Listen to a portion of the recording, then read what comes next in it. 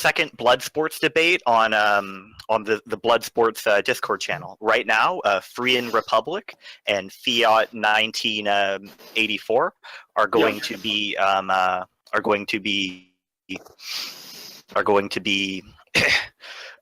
debating genetics and environment. Is all human action 100% determined by genetics, or are all human actions determined by genetics and the environment? So I'll give Fiat a few minutes to start his opening, and I'll give Fryan a few minutes to start his opening, and then you two will have your debate, and then we can have people give their input after the debate. So Fiat, you can start us off. Yeah, sure. Yeah, my claim isn't too long, so probably won't even need a few minutes. You can start yours right after mine. The claim, in short, is that biology and genetics explain the framework of mechanisms through which we perceive reality, and they can put limitations on this. However, learning and conditioning influences behavior and perception drastically by constructing adaptive behavioral patterns that allow for social success and survival in veritable environments. How we perceive and sense reality is biological, but the content which we perceive comes from our environment, and this content can impact the way we behave. By this analysis, to say that all behavior and decision-making comes from as a result from birth and is totally a genetic element is just a falsehood. I yield my time. So my argument is that it is 100% biological, culture is. And the problem is people misunderstand how culture is, what culture exactly is, and how it's driven by biology and genetics. This nurture versus nature thing is a meme. It doesn't work that way. Thinking, ideology, genetics plays a different role in a different dynamic, and that's what I look to show. Genetics and biology doesn't determine, because there still is free will that comes into play. So therefore, how we look at things are totally different. And pretty much what I'm looking to show everyone is that no matter what, the underlying things that how we interpret the environment, every bit of information, whether it's from the sunset or people talking to us and relaying messages to us, is dictated by our genetics that we receive and how we interpret it. And then our brains are also dictated by the mutations that we receive and how we process that information. So before we can contemplate on anything, whether it's words, thoughts from a human being, or the sunset, or feelings, or whatever it is that is external, it is filtered through 100% your genetics, and your genetics determine what information gets through to you and how that information is processed before you can contemplate it.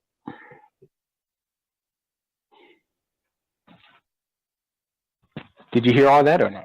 Yeah, we got you. All right, I guess we can move into the just a discussion portion then. I mean, I think we have our opening claims done.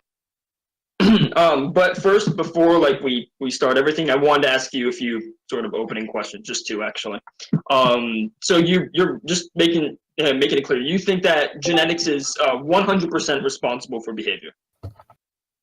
Genetics is 100% responsible for the interpretation of all information into the brain and how it's processed.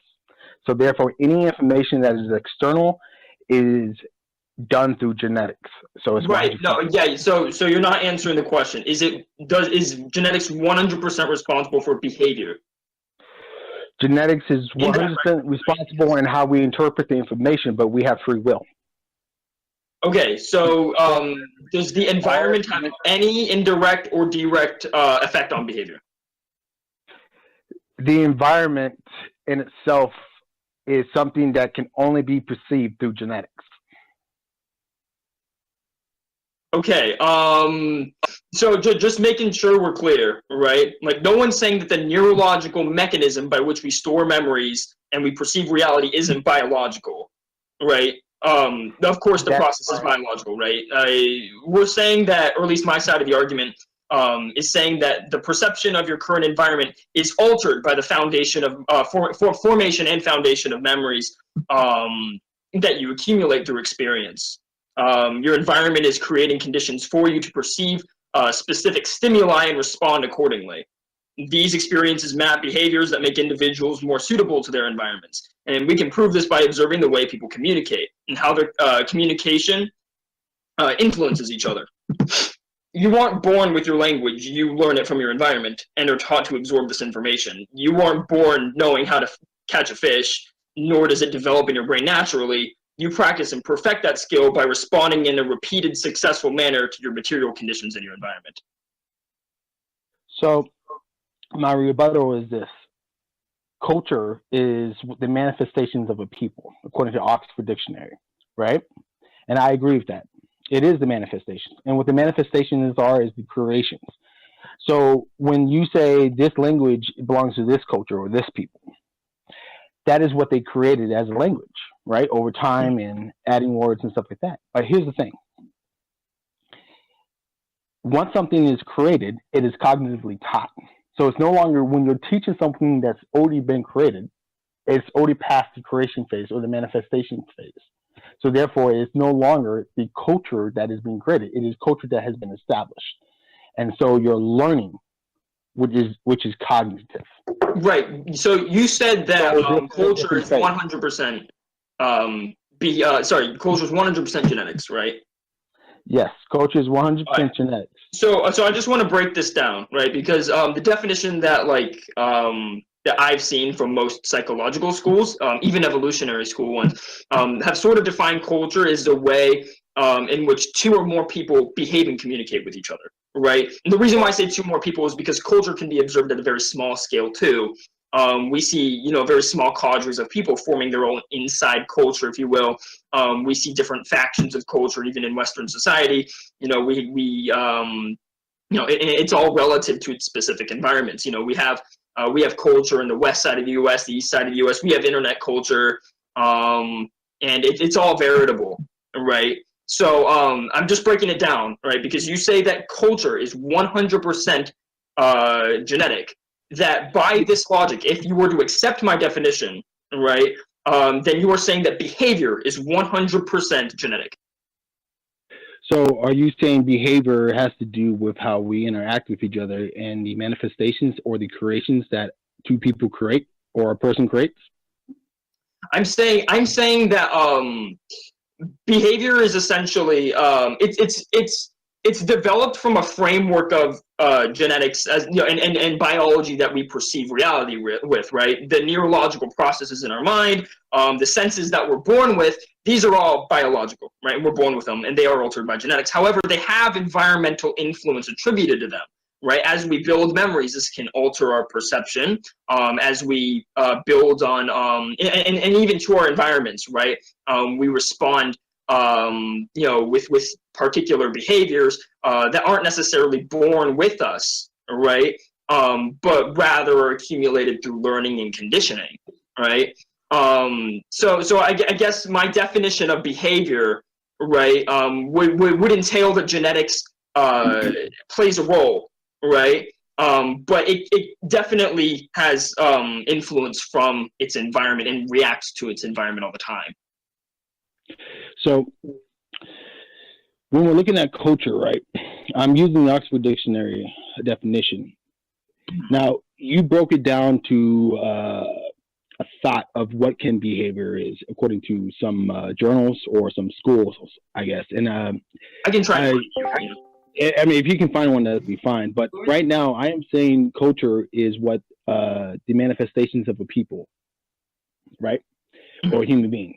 But that's a really vague definition, don't you? Well, that's really, and that's not a really vague definition, because if you look at how we measure culture, right? Like, say if we find a type of pottery, we normally equate that type of pottery to a date and time of a certain people, or we find a type of jewelry in archaeology in ancient times. We say this culture, this art, is part of these people's culture, like the Minoan society or people. Like we say this art or these traditions or these statues, this kind of dressing or these laws that they had are Minoan culture, because these are the manifestations of those people. Right. So I guess so the commonality that we find between different cultures, right, is that they have very distinct characteristics in the sense that they entail that it's two or more people with specific communication and behavioral patterns towards one another, right? So so by manifestation of the people, right? The definition that I provided can kind of entail that, right? But I kind of want to stick on track here with the whole genetics and its attribution to behavior. And I wanted to like kind of pinpoint an exact answer from you, because culture kind of leaves a realm of it leaves sort of a vague realm with your definition. And I want to know from you specifically, right? Is behavior 100% attributed to genetics, right, and not conditioning or learning, or adapting to material conditions? So the argument I was looking to do was culture is 100% biological, right? Yes, and yes. The definition I give is not vague at all. The definition actually goes with the different studies of history, the different studies of what people would classify as culture and what people use to measure people's culture. The definition doesn't go against any other field. The definition goes perfectly with it. Okay, right. But let's break it down. Let me break it down. Why would that definition come into play with what I'm saying, right? So remember how I said that everything, all information, from the moment you start contemplating, from the moment your brain starts collecting information, or starts collecting that data, is fed through your biology, through your senses, which is dictated by your genetic mutations you inherit at birth. And your brain functions a certain way, which is also dictated by the genetic mutations you inherit at birth. Right. So all that info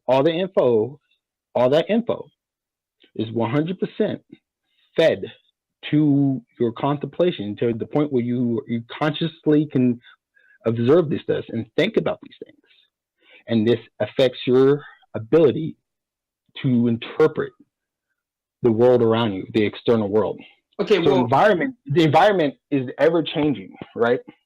You can be in the desert, you can be in the jungle, you can be whatever. This can happen, this can't happen, this may not happen. But the one thing that is constant is your genetics. And your genetics is a very big role, because it actually determines how much information is fed and how much information your brain can process. Just like with eyes, with the EN spectrum, right? We evolved to see more light than lower species. And certain groups of mankind can see shades of certain colors based off the genetic mutations that they inherit when they are born. And this deeply affects their interpretation around them. And so therefore, when they're contemplating on this information that is fed to them, it deeply affects the outcome, because it deeply affects the decisions they're most likely going to make. Okay, so there's actually a few scientific examples where this is actually completely incorrect, right? And one of the examples I wanted to bring up, I could find you a source for this one, but because we weren't necessarily debating into whether the processes of it is biological or not, because I pretty much agree with you on that front. You said earlier, just a second ago, that genetics, right, inherited traits dictate what goes in your brain and what stays there. Right. This is not true. No, that's because hold on. How we process information. Let me hold on just 1 second. One of the examples of this being completely false is in a psychological concept known as selective attention. Right. In high stress environments, like for example during a competition, right, or even if it's just dark outside, your attention begins to discriminate certain stimuli that might be distracting to your survival or your social success, right? So if you observe basketball players, for example, in a specific setting, right, you observe them in a competition, selective attention can be noticed. They will pay more attention to the game as opposed to the distractions such as the lights, the advertisements, and the crowd behind them, right? And this enhances their performance. They're trained to do this And this is kind of conditioned, and also it's proof that your environment is altering the way that you perceive and the amount of information that's getting processed into you, right? This is not determined by genetics.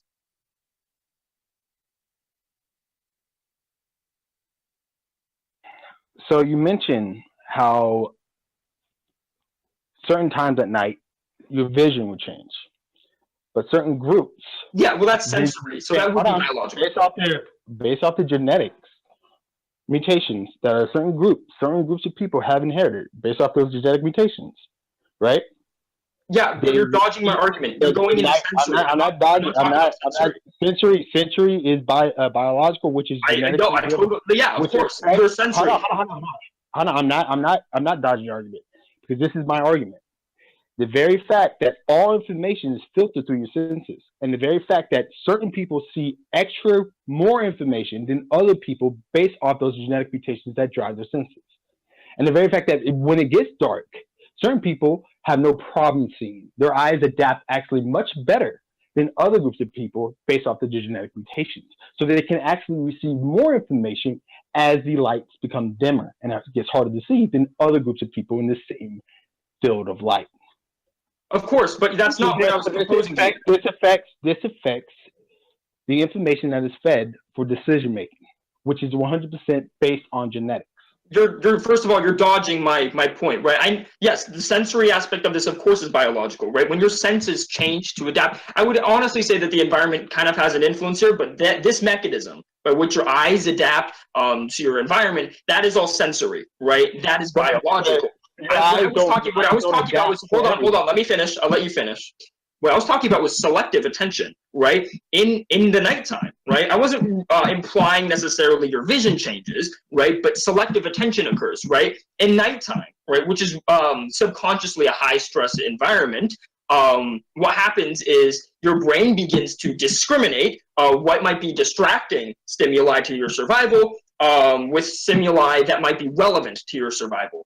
Right? This is directly filtering what's going in your brain and what isn't, right? This is your environment influencing what's coming in, what's coming out, right? The sensory stuff, of course, yeah, this is biological, and of course it can be influenced by genetics, right? It has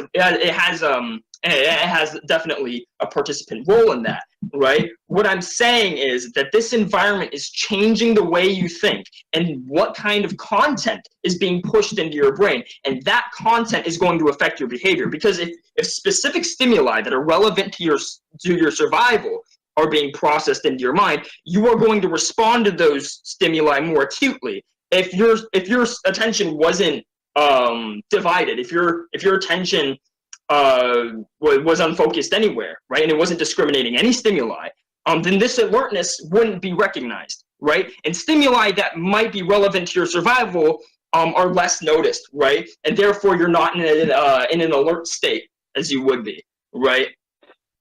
So that's what I was referring to. Okay, I'm going to address that right now. And what I'm telling you right now, say it's dawn, or say it's dark outside. You have different genetic groups with different mutations outside. One group will find it harder to see than the other group. And so the stress level will be different. And the reason why one group will find it harder to see is 100% dependent on the genetic mutations. Now, that's not all. Brain function will prevent what is stressful in order of disaster or in order of harm to that person, right?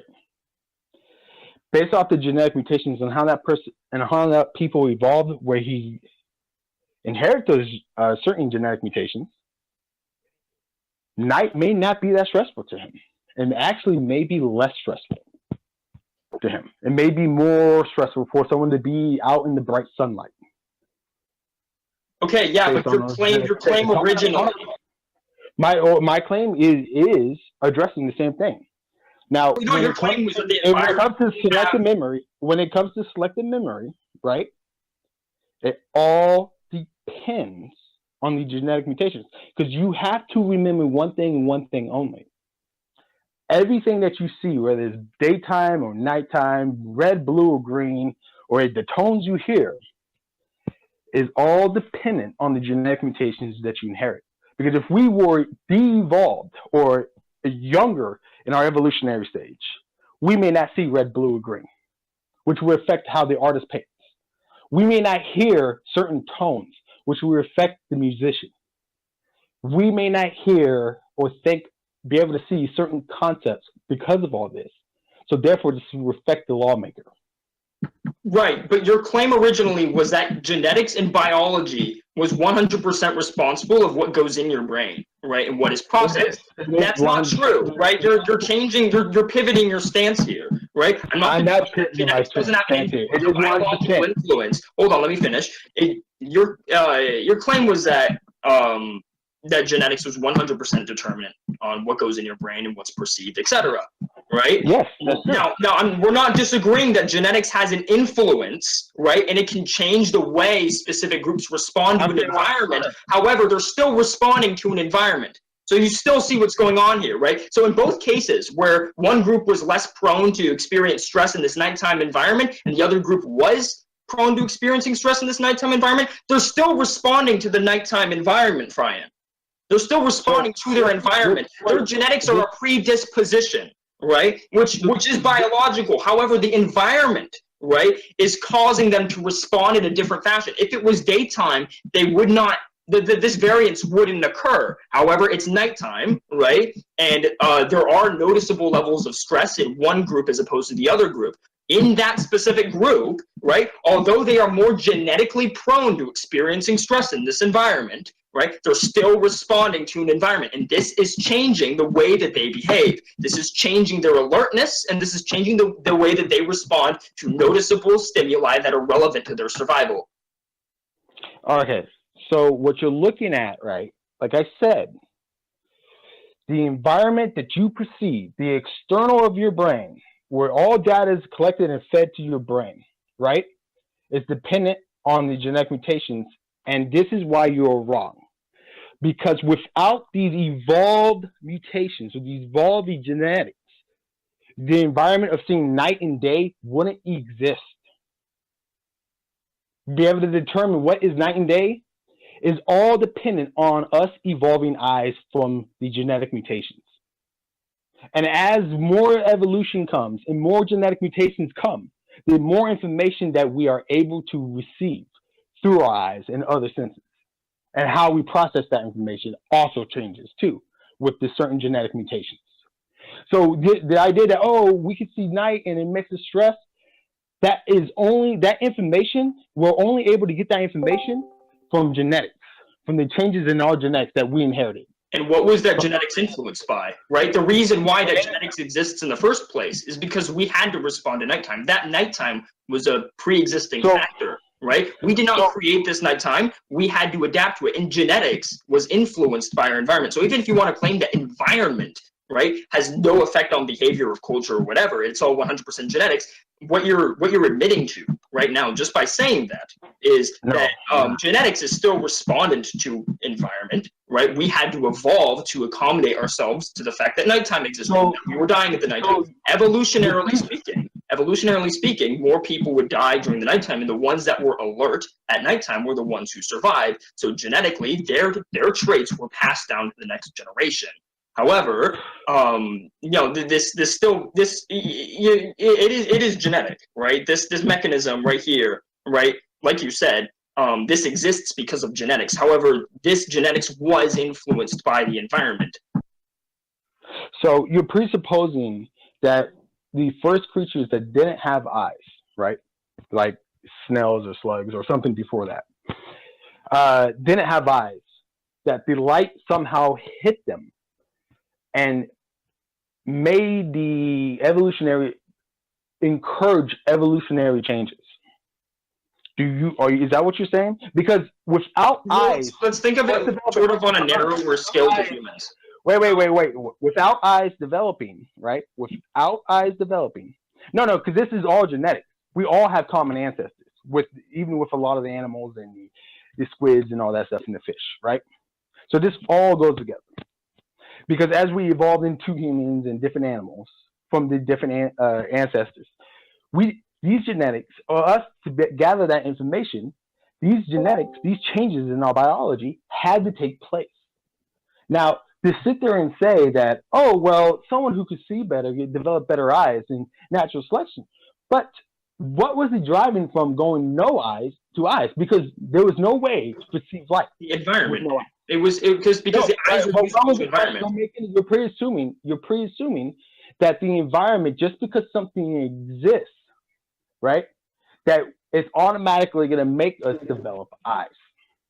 Right. So the reason why eyes developed, Fryan, was because eyesight or vision, rather, in general, that sense was useful to the environment. If it was not useful to the environment, Fryan, then this would not have been passed down further, right? But organisms that did develop eyes, ones that did develop a sense of vision, were more suited to their environment. Right. So this is all in response to environment inevitably, right? We see that these eyes, the only reason that the genes that coded for vision and these senses, any sense for that matter, exist is because they were useful to their environment.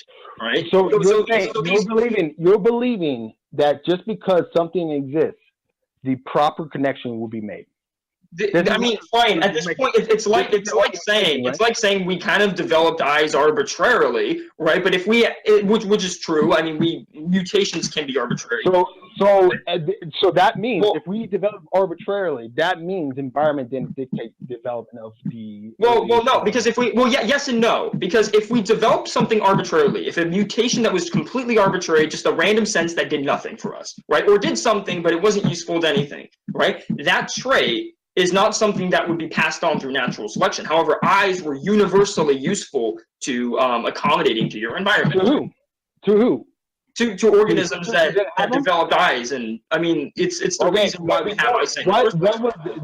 My point is, what I'm trying to make is, you're saying because the EM spectrum was shining on us, that somehow a mutation took place for us to see the EM spectrum. We went from no eyes, no visual stimulus, to having visual stimulus, and then be able to gather that information based off of the environment. Well, it's not something that intentionally developed. Like, we didn't develop eyes. If I have the definition of mutation, the environment, a lot of natural selection, right? What happens is essentially a mutated gene occurs, right? And this helps a specific species survive in its environment. And if it's able to survive, it will pass down its genes, and then those offspring will pass down their genes. Right? So if it was a completely arbitrary thing, Fryan Republic, then it would not be passed down throughout many generations unless it was something that was key to survival.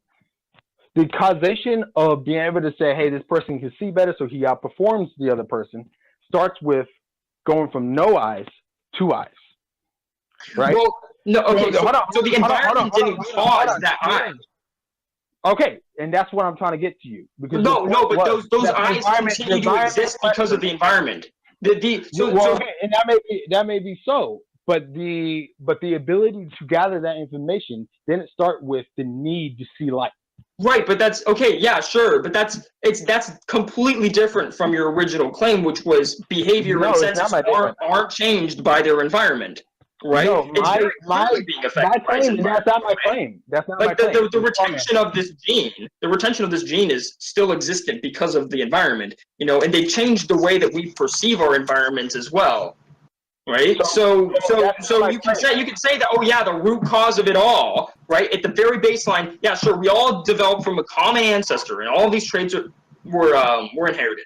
Right? So, but you can't say that they don't have any influence from the environment, and you can't say that behavior isn't influenced by the environment. So let's get back. So we already see that mutations doesn't necessarily happen from environmental pressure. We can see that when we went from no eyes to eyes. So now let's go back. Let's go back to exactly how information is gathered with environment that would dictate on what we would find preferable. Right? We know mutational differences start out random. It just comes about, right? Sure. Through whatever means, right? I don't want to get too far off track with that. Yeah, sure. But what we evolve these things, the result is we have this evolution, we have these genetic mutations. And the result is what we see and how we interact with the world and how we interpret the world is based off our genetics, and how we process information is genetic. No matter what, it's 100% genetic. Yeah. Okay. And, so the foundation that information, right? Before you can contemplate on it, is already been filtered, and it is shown.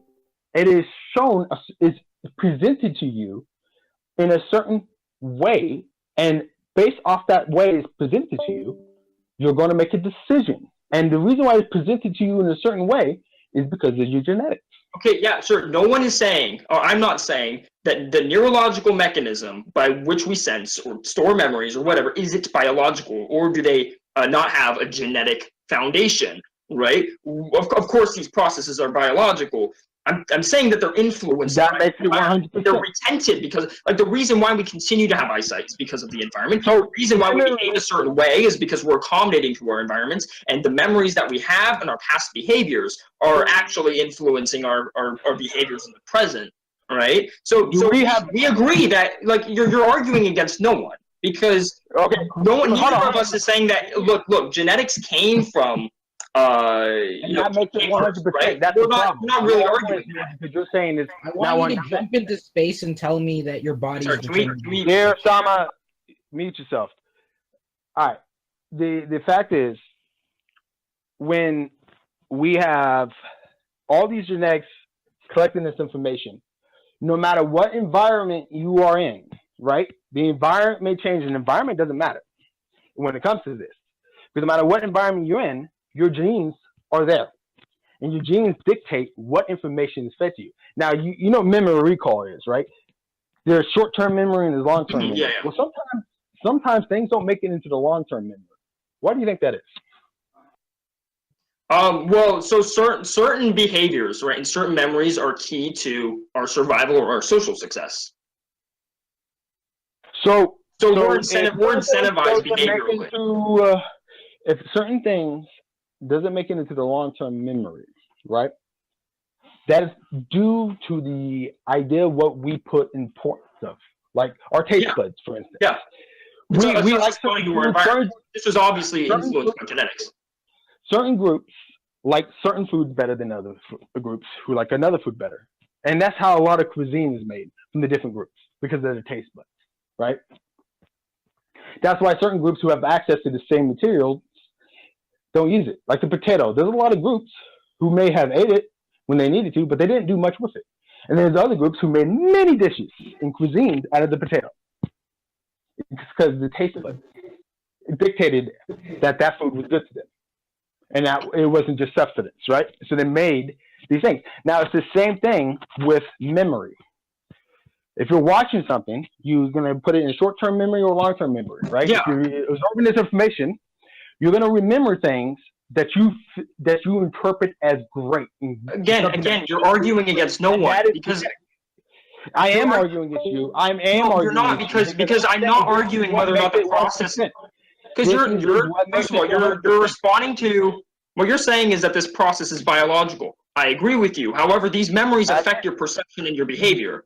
Those memories are totally filtered through genetics. That makes it your memories, how you interpret the memories and how you perceive those memories is biological, because you're forgetting. It's not just your senses that you're dealing with. No. It's the processing of that information, which is dictated by what? Your brain function. Fryan Republic. Okay. By what?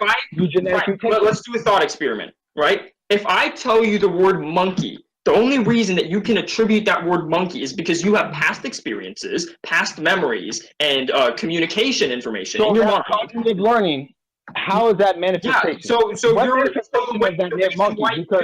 Because you're using your past experiences, your past responses to your environment to respond to a new stimuli, right? To understand that when I say monkey, it means monkey, is because in your Wernicke's area of your brain, right, you are understanding that this stimuli is attributed to past experiences that you've built and memories that you have, right? So remember how I told you culture is the manifestations of a people, right? And that's why I would say culture is 100% biological, because what we create comes from those interpretations that is filtered through our genetics.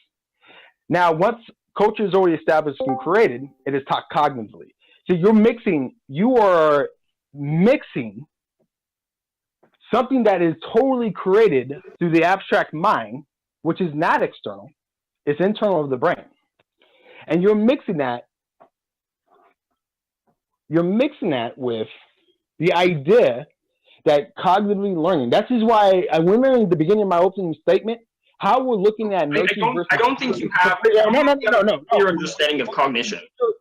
When you're looking at the nature versus nature, the idea is complete bullshit. That's a Marxist fucking meme. It's trash.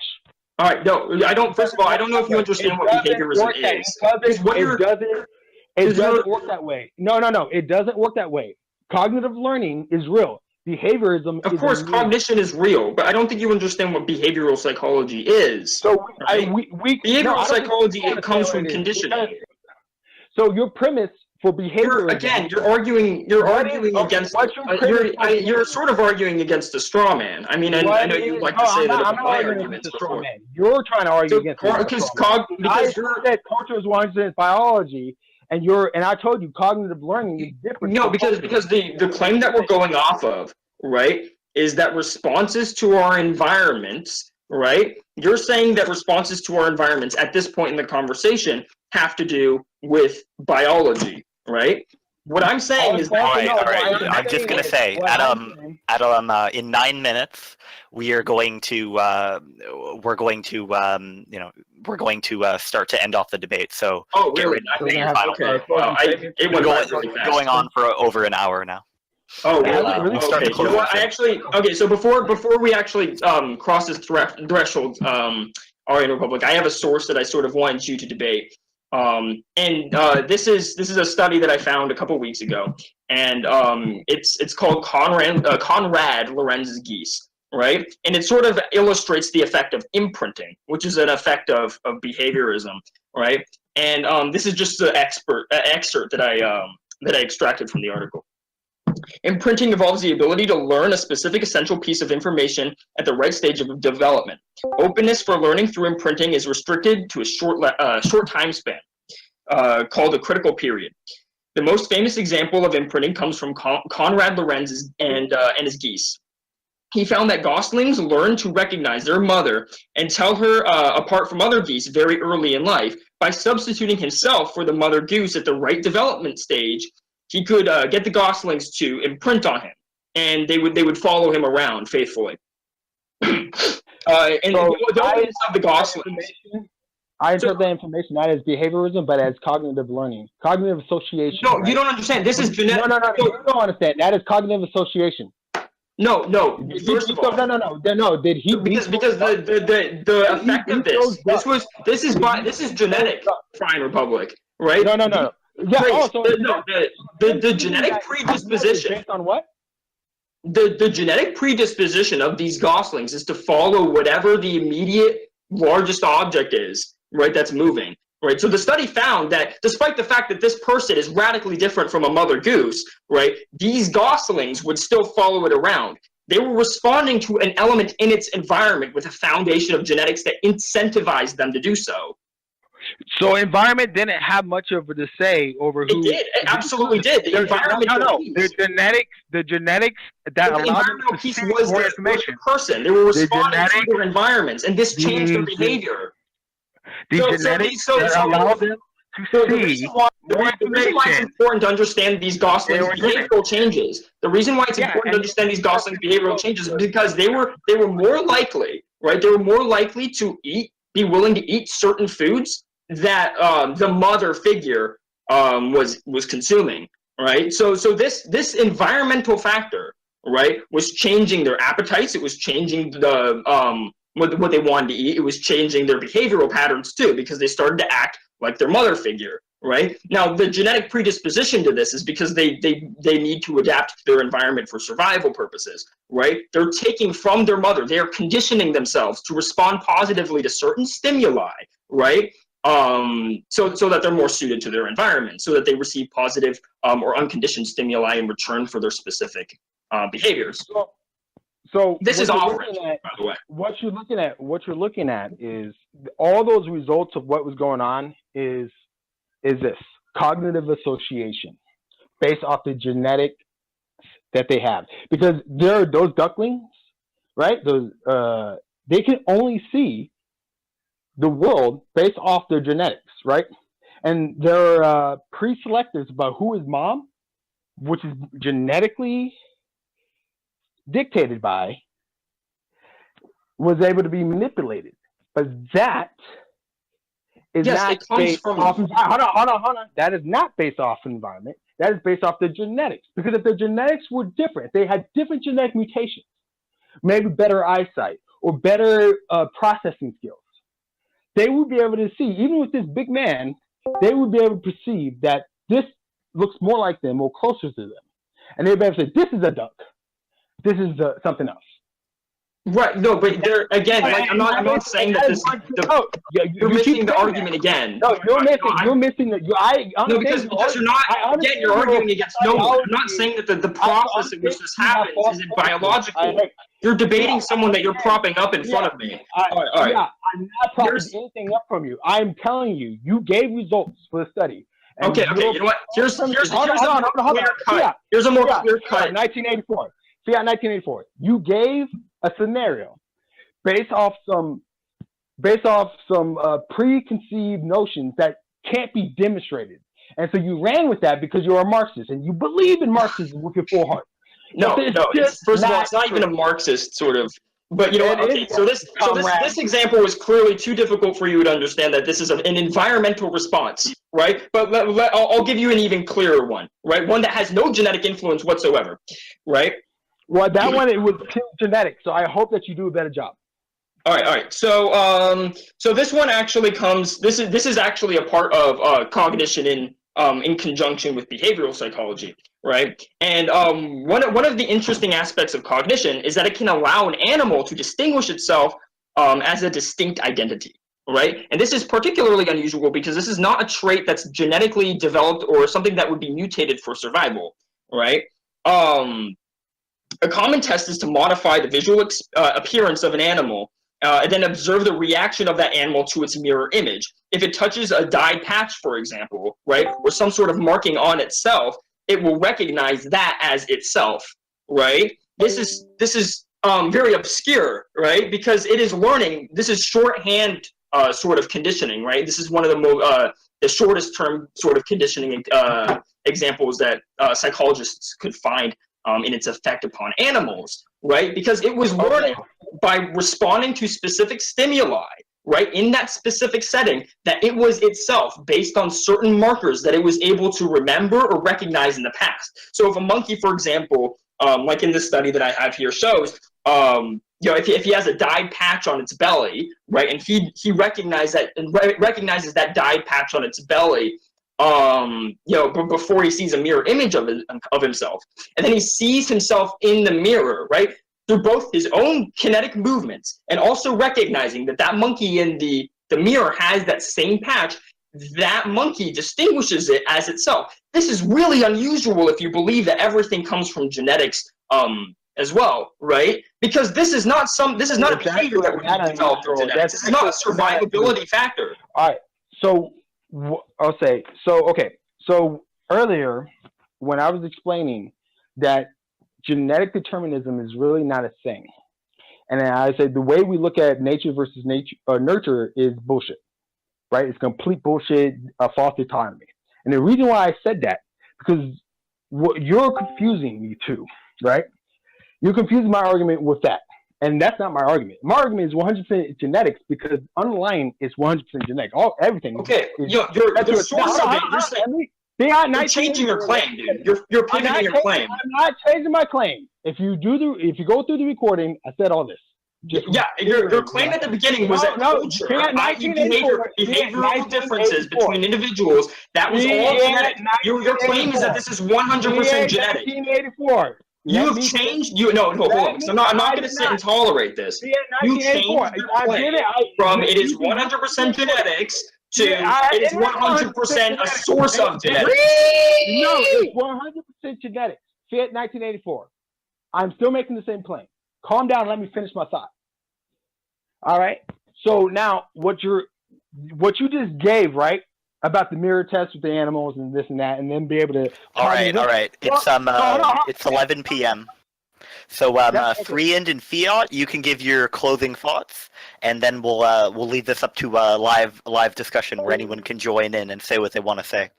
So, Fryan, I cut you off. You could start off with your closing thought, and then Fiat, you can have final closing. Sure. Okay, so I proved my point that culture is 100% biological. Yeah, You gonna let me finish my final thought? You can. Go ahead. Finish what you were saying before. You can do your final statement after I'm done, bro.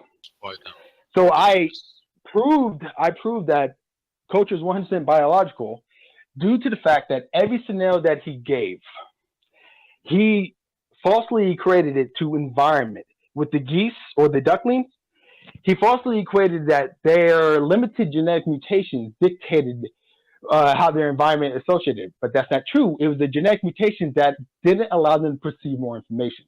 Now, if you go into the animals with the markings and mirrors, I would give this as my final statement.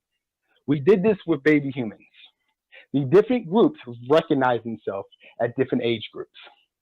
And that is, again, because of the genetic mutations and what time they develop with those genetics that allow them to develop different times, allows them to be able to say, this is me and not someone else.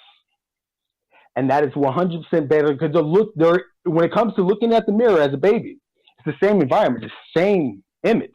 The only difference is between the different groups is the genetics. And their genetics is what dictating of them knowing what is and what is not. And that's the interpretation. And that's why it's 100% biological.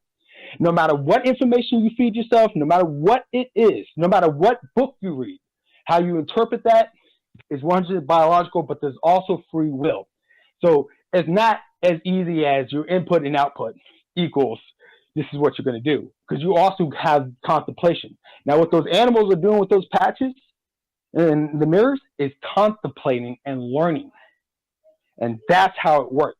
That is not environment. You're receiving it is responding to its environment. It's noticing the mirror.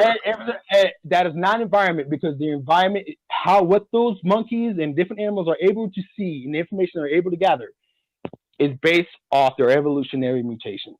And that is it. And that is and we're only able to contemplate on that. All right. So do you want me to give my closing statement? All right. So I'm finished. You haven't finished? Or? All right, Fiat's going to say his closing statement. All right, yeah, sure.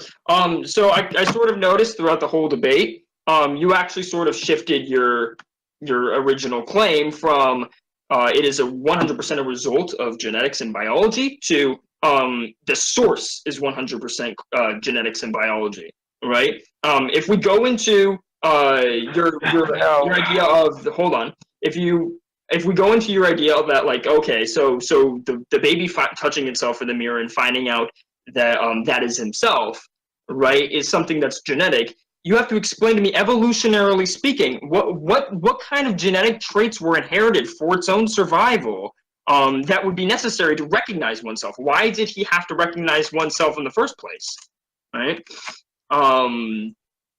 And to say that this is genetic or hereditary is kind of stupid, because we've never had to, for our own survival, have a recognition of oneself, right? So what are you saying, dude? Yeah, pretty much. It's a closing statement, so. Yeah, I mean, it was a little bit unsatisfying because I sort of expected you to stick to your claim that. Okay, I did stick to my claim. If you watch the recording, I never changed it. I explained it very well. You sort of began to imply that the source was genetics. Even if we use your definition of cognition, right? Even if we look at what you define cognition to be, your cognition still has environmental influence. All right, the cognition. So that baby looking at itself in the mirror and being able to recognize that, oh, this is me, right? This comes from the fact that baby is looking at the mirror image and it's seeing that baby is mimicking its movements, right? And that baby must be myself. Fiat was supposed to give a closing statement. Fryan, you've been interrupting a bit too much. I let you both go, but you know you're supposed to stop and say your closing statements. Do I have to repeat myself, or did it get through in the recording anyway? Just finish up. Sure. I mean, so I mean, you can't really say that that the baby responding to the mirror, right, is something genetic, right? So that's false. But if you say that, oh no, this is cognitive, right? Well, this baby has to still respond to its environment to notice that that's a mirror and this is me responding, to that mirror image. Like, so otherwise, how else would it have a conceptualization? Of that's me, right? If it's looking at that baby in the mirror image, right? That baby is moving its arms and it's moving its eyes and it's mimicking its exact movements, right? That baby can attribute these stimuli and essentially shorthand condition itself like the monkey did in this study, that this is me, right? So it doesn't really matter if you want to change your words from behaviorism to cognition. I don't know if you understand what cognition means at this point, but it's still being influenced by the environment, right? So you're sort of moving the goalpost again for some reason. So actually, I didn't say that. I said, so you're literally leaving out the other part of what I said. You're being very selective of what the information I put out. I guess maybe you're lacking genetics to be able to interpret everything I said. All right, anyway, you can. The fact is, do I want to move this into a discussion? we have two babies. We have two babies looking in the mirror, from two different groups. One baby, they both for the first time looking in this mirror.